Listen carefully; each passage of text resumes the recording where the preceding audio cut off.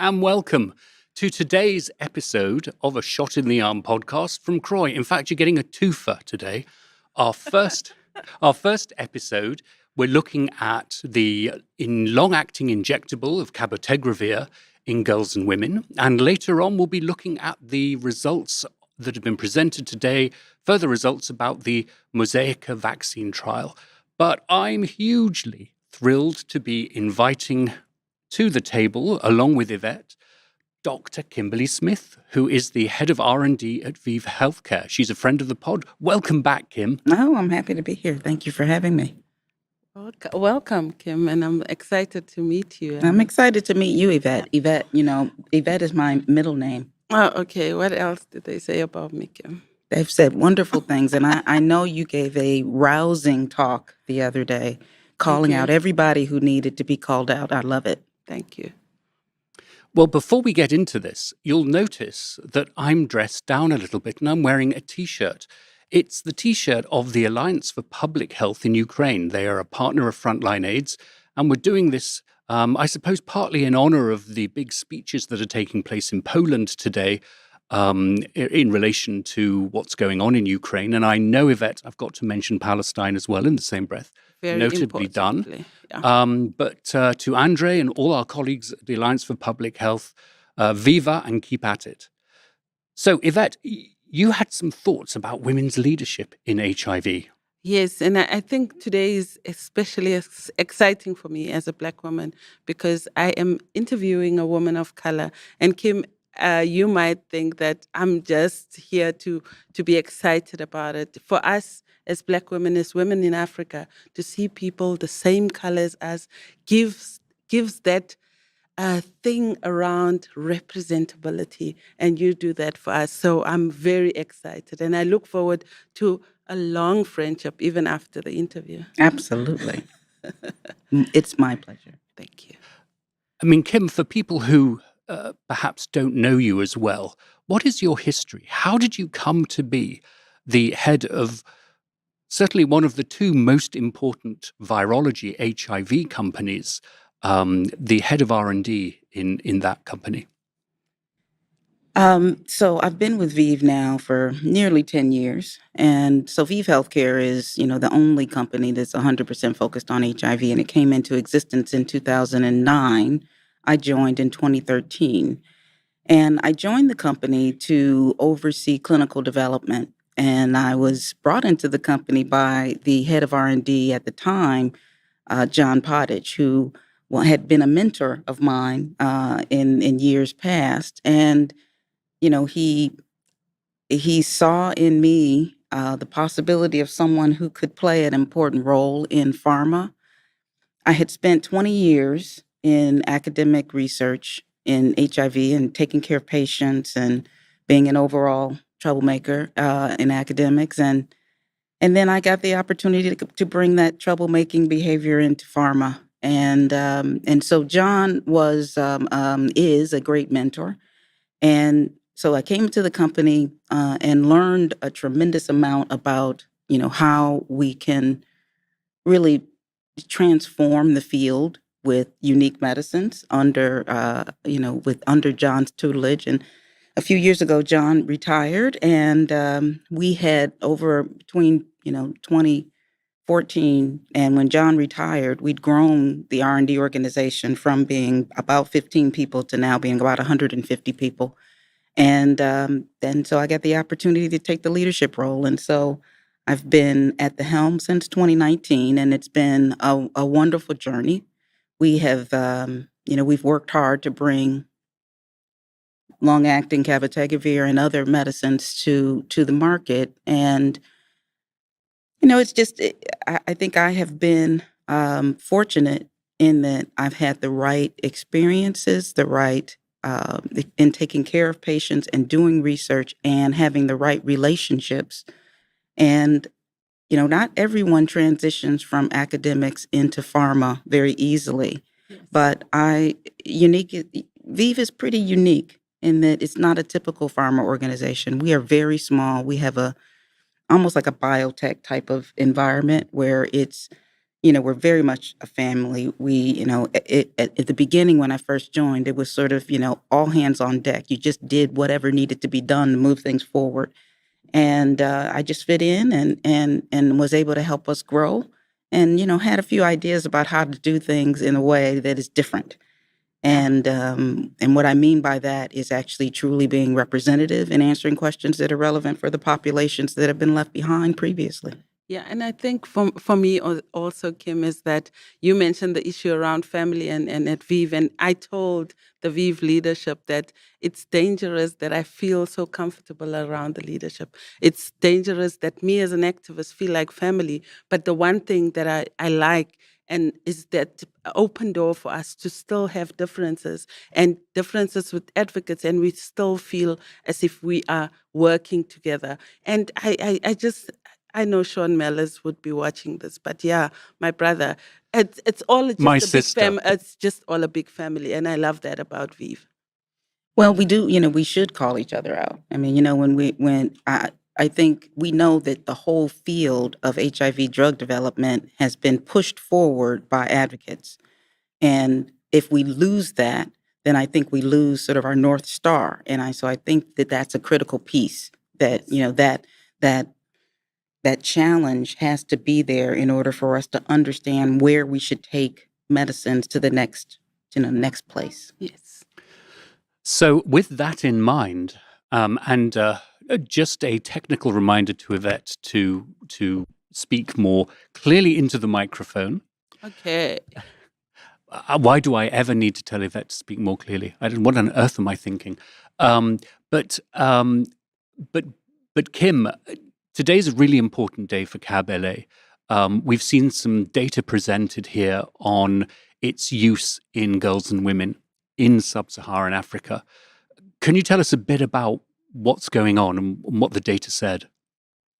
Well, what you saw today that was new was data from HPTN 084-01, which was a small sub-study of adolescent girls.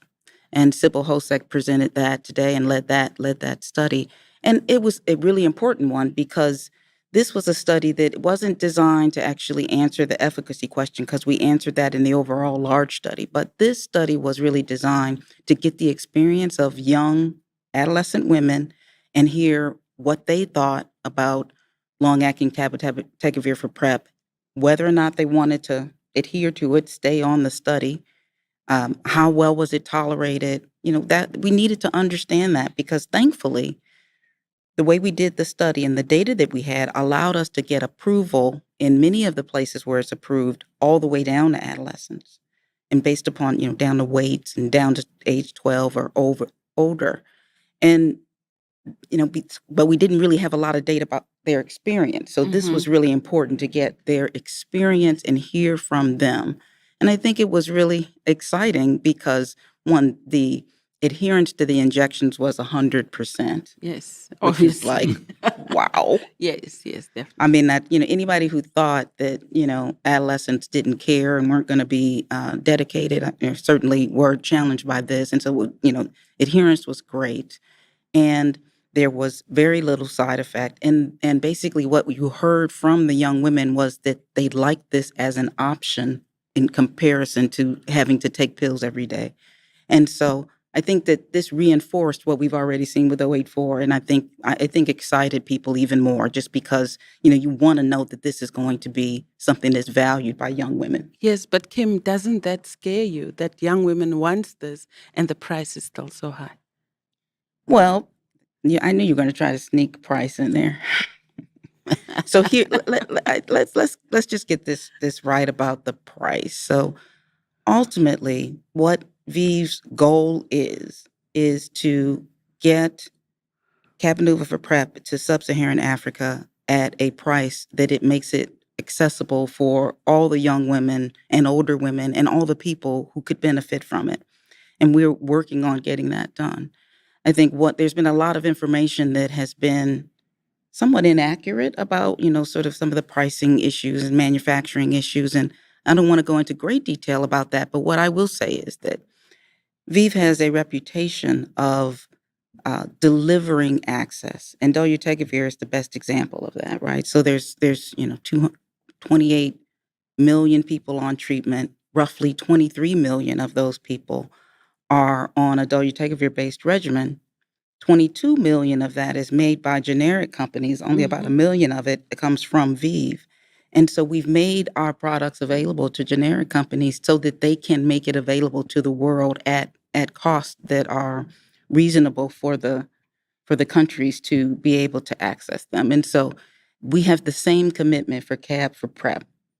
The difference between CAB for PrEP and dolutegravir, though, is that, manufacturing a sterile injectable product is much more complicated and takes, a lot more effort, is much more expensive. And the ability of generic companies to actually be able to step up and do that is, it's much harder than, generic companies are very used to making a white tablet.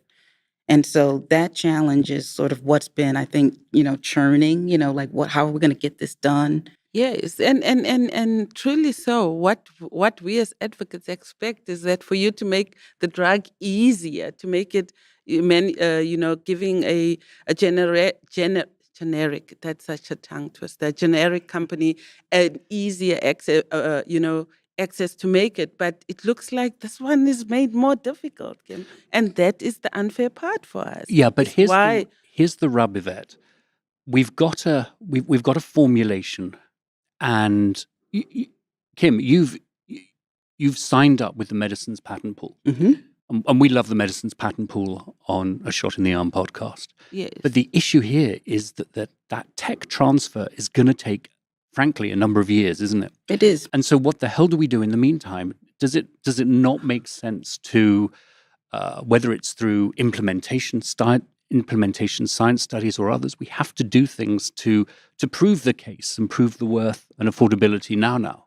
And that falls on you, I guess. And and you know what? We're stepping up to the plate for that. And so we've committed to a number of implementation studies. And, we are doing a tremendous amount of work to try to ramp up our manufacture within ViiV. Our partners, GSK, do this on our behalf so that we can supply in the meantime until the generic companies are able to come on board. Now that takes a while. Takes a while to ramp up, because you have to remember that 083 and 084 were stopped at least 2 years ahead of when we thought they It would. must have been the shortest trial ever. It wasn't the shortest, but it was pretty short relative to Exactly. what we anticipated that it could have been. And so the fact that everything came all of a sudden and the data was so good, now you have this demand, like, okay, when can we make it available? And so we working hard to try to ramp it up. But I will say, without getting into a tremendous amount of detail, it is quite complex to ramp up manufacture and, to go from making, let's just say, 100,000 vials to 1 million vials is not an overnight activity, and it requires a lot of effort. And so I just want to make it clear that we are all in making that effort to deliver as much as we can to support, to begin to supply until the generic companies are able to come online. And so it's not like, because I know people are hearing it could be 5 years before they come online. It's possible that could be the case. We've committed that we're going to provide supply in the meantime. Yes, and that is exciting to hear. And the fact is, you're going to have to expect that pressure and deal with it, because you guys created a game changer. What you developed over there is a game changer. Young people want to use it. They're excited about it. However, our worry is just the 5 years, and I think that's why we're having these conversations. It's important for us to really, really commit to making it available, but also to keep the end user informed about what's happening. I think that Absolutely. And I appreciate, that it's a game changer, but it's only a game changer if it gets into the hands of the people that need it. Right. And so that's the commitment that we have. I mean, again, I think we've shown what we can do with dolutegravir. And I think of that as a model. And, it didn't happen overnight, even with a small white tablet. It won't happen overnight with this product. But the work is there. The commitment is there. We are on board. We don't mind being challenged because we know we're doing what we can, everything that we can to try to make this happen as quickly as possible. We're working with so many partners, Mm-hmm. and those partners are critical to us being able to get this done. So I just, I'm really stake my reputation on the fact that we absolutely are not kidding. We're getting there. We're going to get there, and you should hold us accountable to that. Yes, most definitely. So, talking about the performance of CabLA, our new co-host, Tommy Williams, sadly can't be with us in CROI this week, but he is a patient coordinator for the University of Alabama in Birmingham. He's now in the sickle cell clinic, but he was in the HIV clinic. Now he is a patient of ViiV's. He takes cabotegravir and rilpivirine for treatment. And we promised that we would ask you, how's it going in the US, and how are you seeing your efforts to improve access, particularly for African American populations in the southern states of the US? So, how's it going in the U.S.? So, we got approval at the end of 2021, and so last year was, approval of the 2 monthly dosing, and that's the most popular dosing. And so, we got the first approval of monthly dosing right in the middle of COVID, and so there wasn't a huge amount of uptake in that first year. Not surprisingly, because this is something that needs to be dosed in the clinic. So there was some uptake.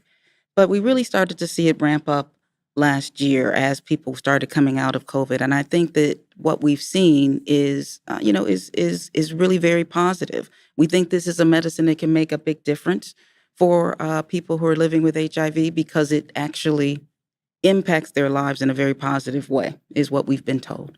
So we hear from folks that that daily reminder of living with HIV, that when you take a pill is a bit of a stressor for some, not for all, but for some.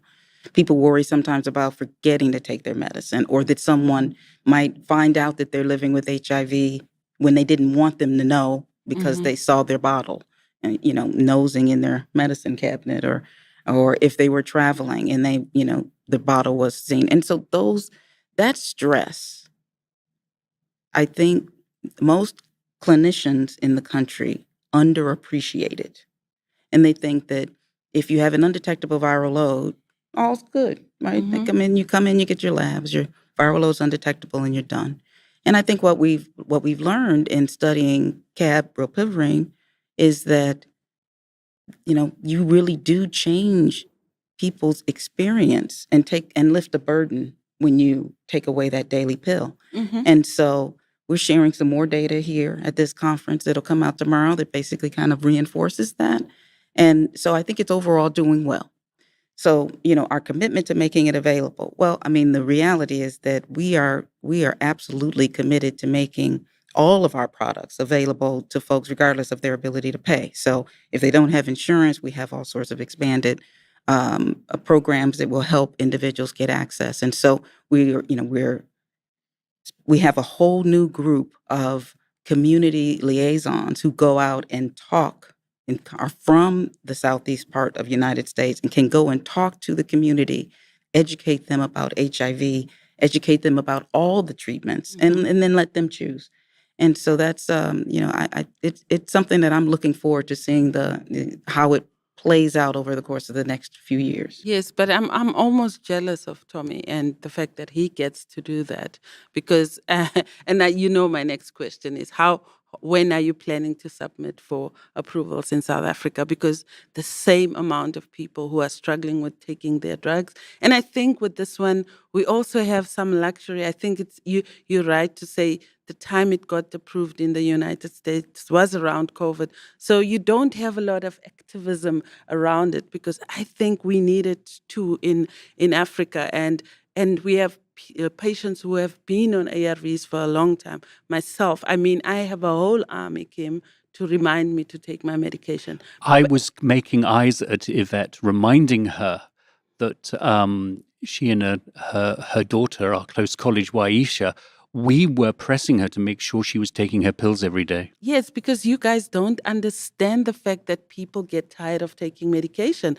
And I am one of those people. So my husband reminds me, my daughter reminds me, Ben wakes up and he reminds me, and my mom reminds me from Limpopo. So it's important that we get those tools as well to people living with HIV. And I think that was what one of my messages is, that there is the unspoken commitment that's not delivered to people living with HIV, who made these drugs easier, who gave our bodies for studies. But now we want research to be kind to us too. So when are you submitting in South Africa and in Africa, not just prevention? Now, I'm pretty sure we've already submitted in South Africa for treatment, and I will confirm that before the end of this meeting.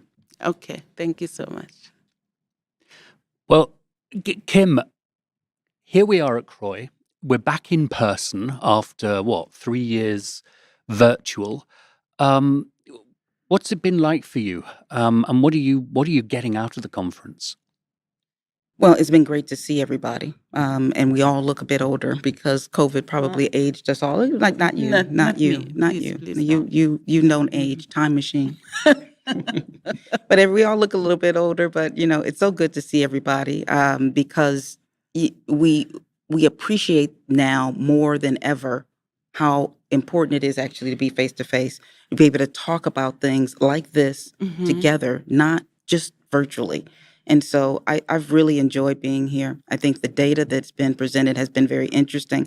I don't know, Yvette, if you were here for the morning presentation, but there was an incredible presentation from Dr. Jameson at Emory on reproductive rights and talking about the impact of the Supreme Court decision, turning down, basically reversing Roe v. Wade. And that, I was so happy that the program committee actually brought that discussion to this meeting, because it's such a critical topic, and it's relevant for women who are living with HIV tremendously, even maybe more so than even other populations, because of everything that goes on in your life. And so she gave a number of examples of situations where it was just really heartbreaking to think about the lack of access for these women. And she talked also about the global implications. If they can do this in the U.S., you see this kind of thing happening in other parts of the world. And so I thought that was unique for CROI, but really important. Yeah, and also for us across the globe to always remember to be allies, that if it can happen to you, it can happen to anyone else. That's right. And that is what actually I feel in this conference. I feel the fact that people are just talking about not only the role they play, but we have that new thing of what is community doing? And I would like to challenge people also, and scientists, researchers, policymakers, to always know that we got here together. None of us are doing it all by ourselves. The same applies, of course, to men who have sex with men and gay men in Uganda at the moment, and the solidarity that we need there. I'm intrigued, Kim, that CROI are letting more sociological behavioral science into the agenda. That's a shout out to Judy Auerbach. Yes, we love you, Judy.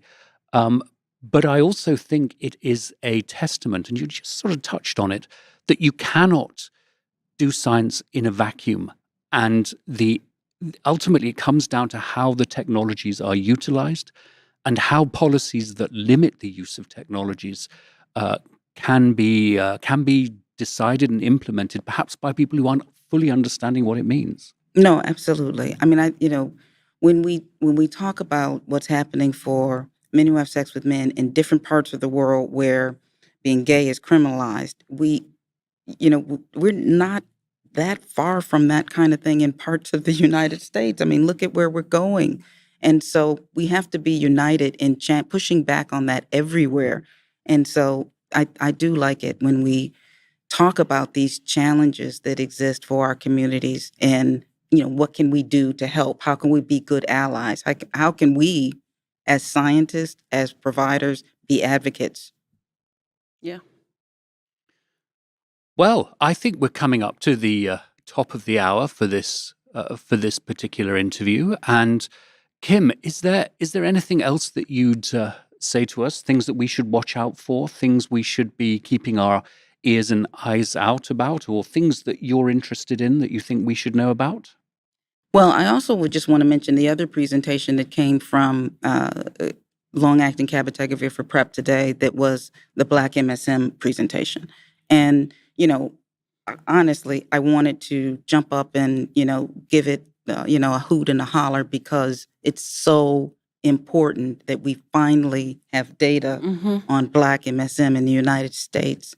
And so it was so beautifully presented, and it's so great to actually see this data. And this means you come to communities that are disproportionately impacted in the U.S. with data that's them, not trying to extrapolate data from somebody else to them. So I was super excited to see that, and so that was a big cheer from me. Yeah, and rightfully so. The data is important because of representability, but also then that divide, the thing that I was talking about, not even putting, but punting a certain product for a certain population. I was worried that we are leaving gay men behind, we are leaving MSM behind if we are not talking as much as we should about cabotegravir for them. And finally, we can all come together. When That's we right. go back, we're going to use the data, sit around those studies and see how we can advocate for this together, because everybody who needs it needs to be able to get it. And that just reminds me of some data that Monica Gandhi presented yesterday that we spoke briefly about the use of CabLA in another group of marginalized people, homeless and people with severe mental health issues. And, as I put another hat on as the chair of the San Francisco Community Health Center, CabLA and so CabLA for prevention and also for treatment is utterly changing the way we are providing services to people who are very, very much on the margins of society. So, yeah, exciting times. It is exciting times, but we have more to do. And so, one of the other presentations yesterday challenged around more data for people who inject drugs. That's a fair challenge. We need to get more data in these populations. And so, we absolutely believe that cabotegravir, rilpivirine for treatment and cabotegravir for PrEP can be game changing, but we have a tremendous amount more to do to really allow them to fulfill their full potential around the world. And we are, we're up for it. And so, we're happy to be called out. We're ready to partner to answer questions. And so, it's exciting for me to have a chance to talk with you guys today. Yes, and it was definitely very exciting for me to meet you in person and get to know you a little bit better. My pleasure. Well, that's it for this episode. You know where to find us on all major podcast platforms and our YouTube channel. And watch out for the additional podcast that's coming out later today. In the meantime, it just remains for me to thank Kim. You are welcome anytime at a Shot in the Arm podcast. Thanks for joining us and taking the tough questions. We really appreciate it. And we'll see you soon. Yeah. You will see me soon. I'll come back as soon as I've got something new to say. Thank you.